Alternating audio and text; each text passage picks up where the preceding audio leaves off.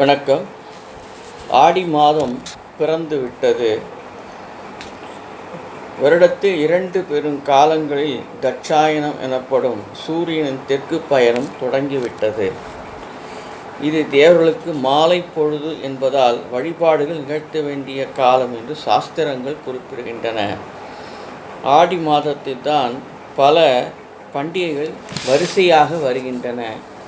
இந்த வருடம் ஆடி மாதத்தில் வரும் விசேஷங்களும் பண்டிகைகளும்: 1. சதுர்மாசிய விரதம். 2. சங்கரன் கோயில் கோமதி அம்மன் திருவிழா.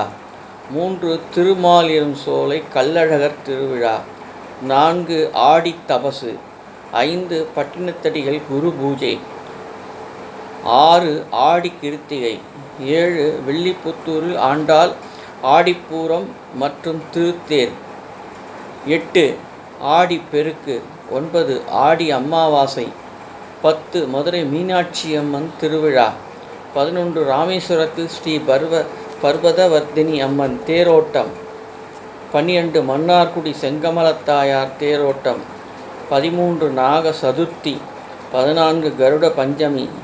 15. ஸ்ரீ வரலட்சுமி விரதம் என்று இந்த ஆண்டு ஆடி மாதம் நாள்தோறும் திருவிழா போல அமைந்திருக்கிறது என்பதை தெரிந்து கொண்டோம். நன்றி.